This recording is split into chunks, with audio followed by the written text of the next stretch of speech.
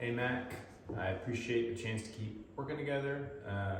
Appreciate you watching the video and looking a little bit deeper at the game.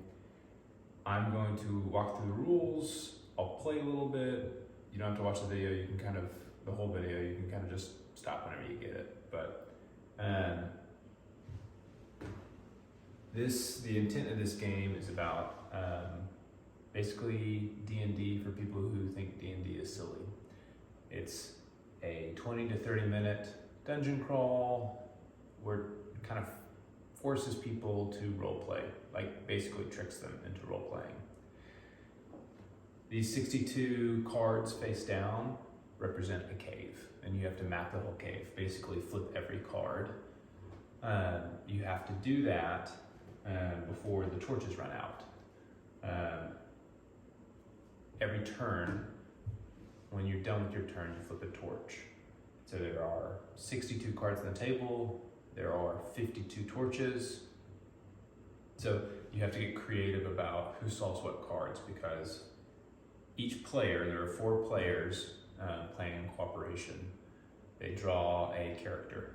Now there are 12 characters, each character is good at something, bad at something, has a special ability.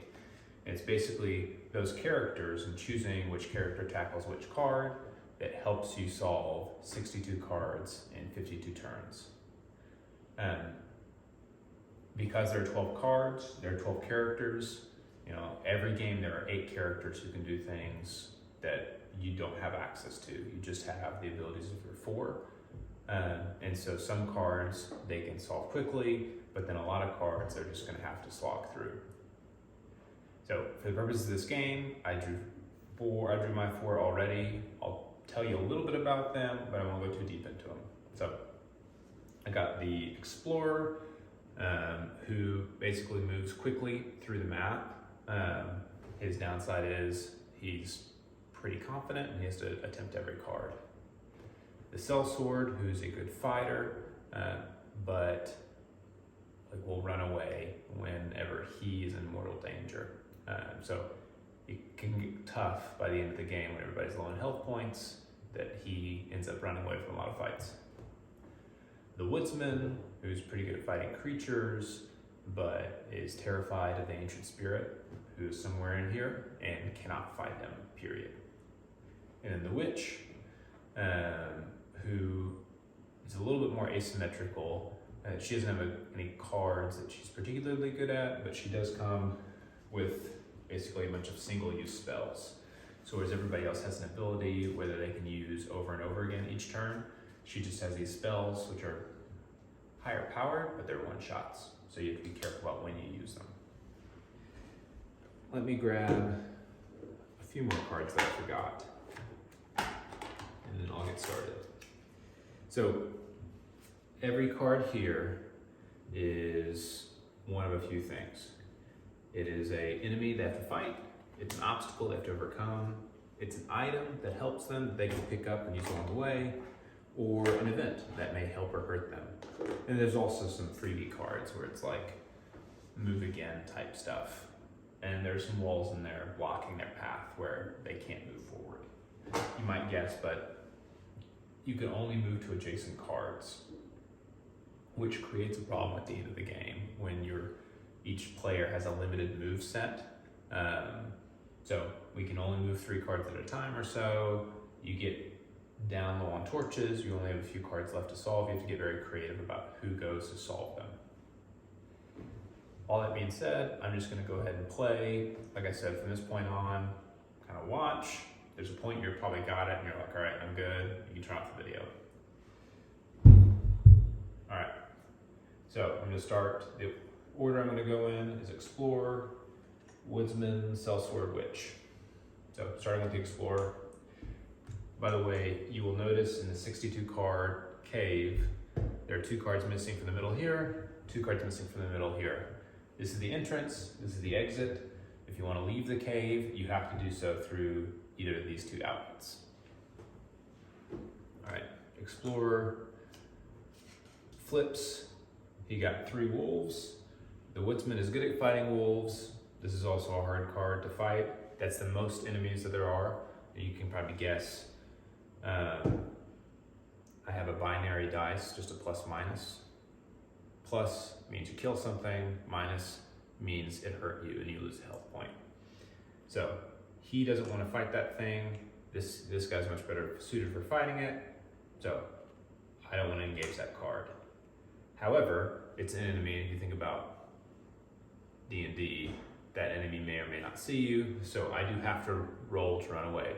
It's a binary. I got a 50% chance of I run away, nothing happens, or that enemy sees me and I still have to fight. Plus, I run away, great.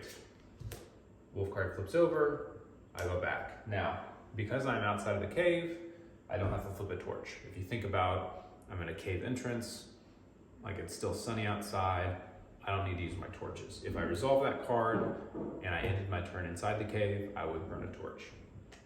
Woodsman, next turn. 3 wolves, definitely. One of the woodsman's powers is automatically defeats 1 wolf. So instead of having to roll 3 pluses, he just has to roll 2. Minus, so he loses a health. Plus, so he has to defeat 1 wolf now.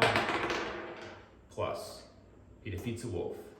Now the flavor text here says, when you defeat this one, loot for 1 health. So even though he lost a health fighting that wolf and went down to 4, he now goes back up to 5. There are multiple enemies in here. There's a single enemy, there's 2 enemies, and there's 3 enemy variants of these cards. Only the 3 enemy variants do you actually get health back. All right, he ends the turn inside the cave, therefore flips over a torch. Sellsword. Now he could get on this card and flip one of the adjacent cards, but he's gonna go a different path. Because if you think about it, we gotta cover all this ground. We can't really backtrack, so usually we split up. So he's gonna go forward. 2 bandits. So he has to roll 2 successes. However, this is the sellsword, and one of his abilities is he automatically defeats 1 bandit. So great, that's a great draw for him. He just has to roll 1 positive to defeat them. Negative, lose a health. Positive, great. He defeats them. He doesn't gain any health. The flavor text just says must roll 2 successes to defeat, and for any failures lose 1 health. So he defeated them, he lost a health along the way, that's fine. Flip over a torch. All right, and now we go with the witch. The witch is not as strong as everybody else, so generally the witch is probably gonna stick closer to 1 character. So she's probably gonna follow the sellsword and go here. 3 bandits, that's a big no. She does not want to fight them, especially knowing that the sellsword has the ability to kill 1 bandit automatically. So he's who we want to handle that. Now, before I end that turn, I'm gonna look at the witch's abilities just to make sure that there's nothing I can do. So automatically avoids rock falls, great. Can move through stone walls, has 5 spells. Her flaw, all characters have a flaw. Like I said, that the sellsword runs away when he's low in health. Her flaw is actually a little more complicated. If she dies before the ancient spirit, she comes back as a wraith. So basically tries to kill the player. So at that point, this player becomes a little bit more asymmetrical. So I do not want her to die early on. Her abilities, look under adjacent tiles, defeat an enemy under another player's turn, move an item or a player to another location, defeat 1 enemy, single enemy, so not 3 bandits, and then for 1 turn, gain the abilities of a player not in the game. So none of those are going to help me defeat 3 bandits. She can't just leave it like the woodsman, or I guess like the explorer, she has to try to run away. Plus, she runs away successfully, great. I flip a torch card. Now if you think about it, like I said, there are 52 torches, there are 62 cards on the table. So she just ended her turn without resolving a card. that happens because there are turns I know down the road where I can resolve multiple cards at once if I get the right character or the right player involved. So early on in the game, I'm okay with players not resolving a card. As you get later and later in the game, you really have to start resolving cards every turn. Okay, back to the Explorer. Let's go this way. 1 Warlock. Great. Nobody here is good at defeating Warlocks, so he's just going to go fight him. It's only 1 enemy, which is pretty easy at this point in the game. Minus, I lose a health. Plus, I defeat the Warlock. Great. I end my turn. 1 torch. All right, Woodsman's turn. Dead end. Find another way around. So he can no longer go this way. He has to go around this card to get to this card in the corner. So has to go straight. Old tools. Resolve any 1 obstacle. Take with you, discard after use. So Woodsman moves here. This is an item card, so it moves basically to his backpack or whatever you want to call it, and he ends his turn. Back to the sellsword. Now part of the game is if somebody doesn't resolve a card or a card flips back over, part of the game is remembering where that card is. You may not resolve a card because it's an enemy too hard for you, like the witch and those 3 bandits, or it may be that you find something that heals you, but you're at full health. You don't want to resolve that card, you want to let it flip face back down until you or one of your teammates needs it later. So part of this game is kind of a memory thing about, okay, where was that card, or what card is this? I know I looked at it before. So sellsword flips over this, it's 3 bandits. He automatically defeats 1, so I just have to roll 2 successes. 1. He loses a health, so he's down to 4. 2. Great. He defeats the 3 bandits. Flavor text says, when defeated, loot for 1 health. Remember, any of those 3 enemy cards, you actually get to loot for 1 health. He ends his turn, flips a torch. Great. Now it's the witch's turn. Let's see. One of her spells is pretty good for the beginning of the game. This thing called Illumination, where you can look under all adjacent tiles and return 1 torch to the deck. So that's pretty helpful early on to say what is around us, who should handle which tile, without us wasting a turn to figure out what it is. So she's going to move up. She's going to play Illumination right here and look under all adjacent tiles. So I got 1 wolf, an ancient door, and a spike trap, spike pit. Okay, nothing too crazy there. I think she's just probably gonna test this ancient door, because ancient door, spike pit, nobody here can handle has a special ability to handle those, so someone's gonna have to tackle them. We'll go ancient door. Now ancient door is classified as an obstacle, and these you have to roll. Success means you pass through it without getting hurt. Failure means you get hurt, but you still pass through it. So unlike an enemy that you have to keep rolling until you kill it, with an ancient door, spike pit, or anything else, you just roll once. You either take damage or you don't, but then the card's resolved. So, which fails the roll, she takes damage, but the card is resolved because it's just an obstacle. Now, like I said, the Illumination, she returns 1 torch to the deck when she plays it. I don't think I've done that yet, so you can take 1 torch from the discard pile, put it back, but then she burns a torch because that's her turn.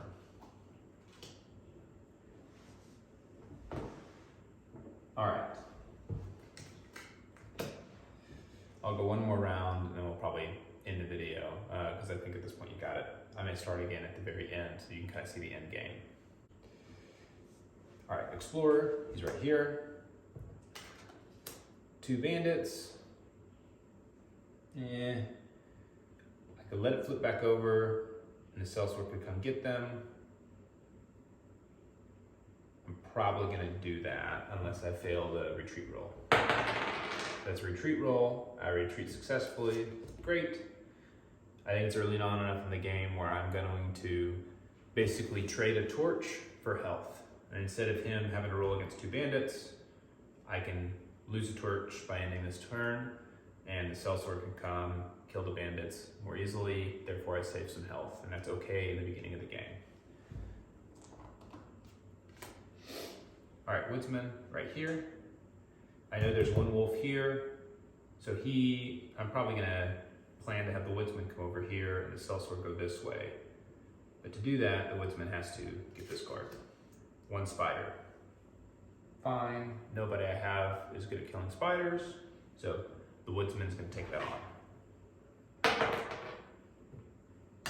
Rolled a positive, plus success, great. Kills the spider, takes no damage, flips his torch. Sellsword. Like I said, this is a wolf. I know he's not gonna go there because the woodsman's gonna go there. This is a spike trap. He's probably not gonna do that either because the woodsman has these tools, so the woodsman can resolve that without having to roll. So the sellsword's probably gonna go this way. Here's here, rusty scythe. Automatically defeat 1 bandit or warlock. Great. It's an item, goes into the sellsword's backpack. He's here, discards a torch.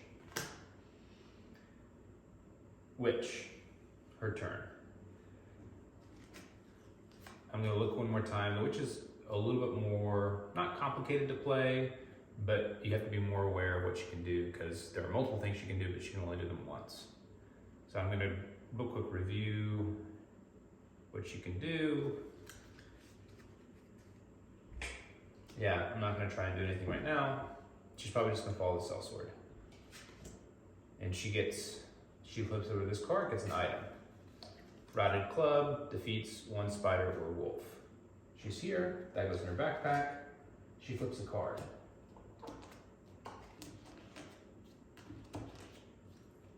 All right, now I do want to show you before I end this part of the video, and then we'll jump forward in time to the end game. These torches you've seen so far are all yellow. I told you there are 52 torch cards in the deck.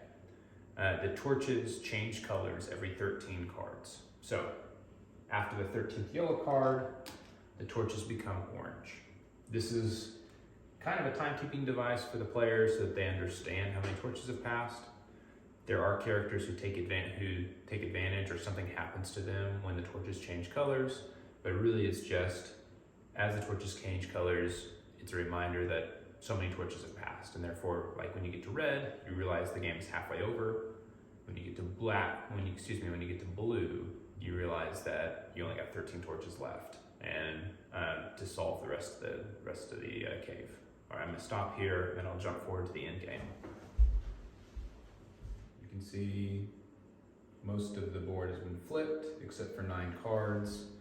I will say my own personal note is, I think in my next printing, I'm gonna put some color on the card face so that it's a little bit easier when you look at the board to see what's been flipped and what's not. That's what my handwritten prototypes had some color on, so it was a little bit easier to see. Only the woodsman and the sellsword are still left alive. The explorer died over in this area. The witch actually died twice. We brought her back to life. There are a couple of chances to bring people back to life, but then she died again. Now I will say, for you watching at home, as you watch the first part of the video, you probably realized a couple of things I did wrong. That's one of the issues when you're trying to keep track of all 4 players with just one brain. For instance, at one point I said that the sellsword was going to come over down here, kill bandits, and then I sent him over there. And the explorer, his flaw is he always attempts every card at least once, and I had him retreat from 2 cards. So that just comes from managing all 4 characters. The goal is to have 4 people playing this game, so they only have to pay attention to one character's abilities and flaws and plan. But anyways, this game I'm actually in a really good position. It's kind of a slam dunk at this point. Usually the games come down to the wire a little bit more, but at this point the Woodsman and the Sellsword both have full health.